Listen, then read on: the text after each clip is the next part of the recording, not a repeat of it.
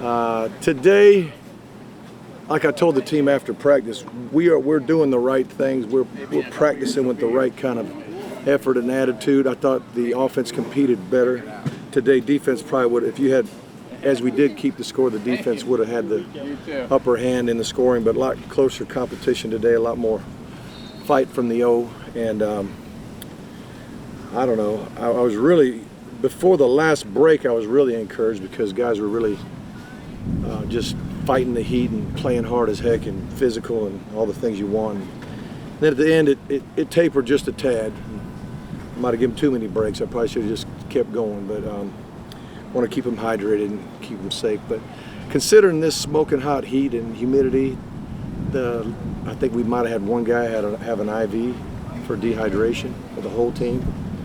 It's a pretty good indication of how hard they worked this summer and what a good job our strength and conditioning coaches and our nutritionists did. So my hat's off to them. Mark, in the spring you talked about the receivers and how you'd like to get some more speed.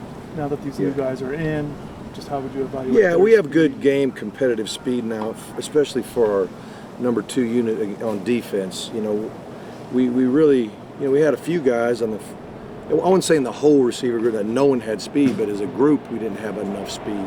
Now we have more guys that can run and really be competitive and test our DBs. And so yeah, we're doing a lot better, and hopefully we'll continue to recruit well and get more guys. We don't have enough still, but we have more than we had.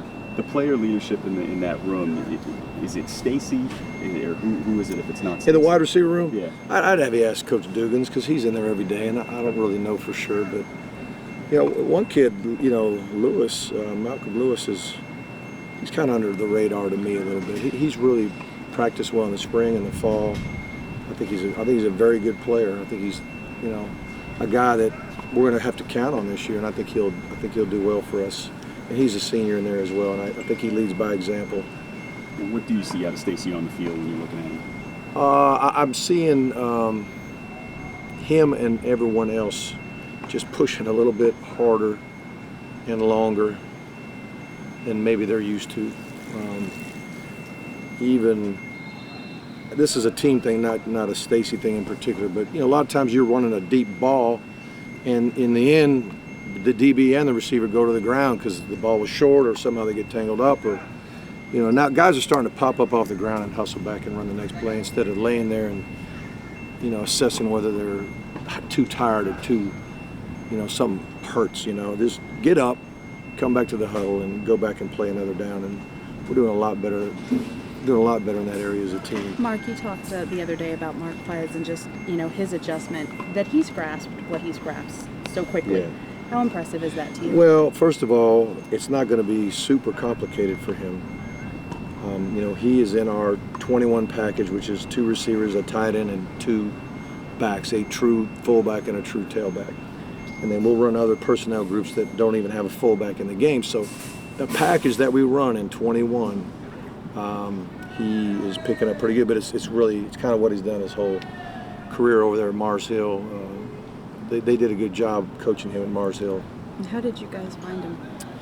Well, I think it was my son John's relationship to Mars Hill. That's where he went to college, and you know, he knows all the coaches there.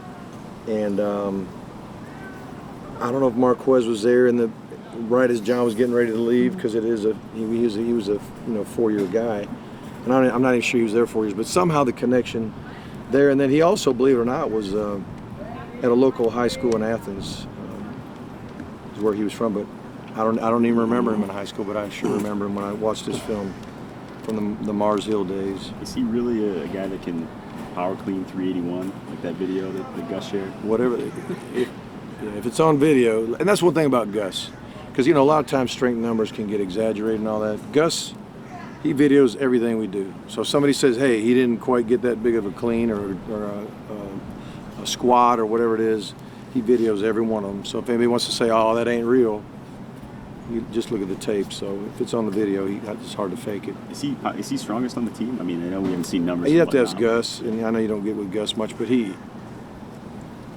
I'd be shocked if anybody was stronger than him.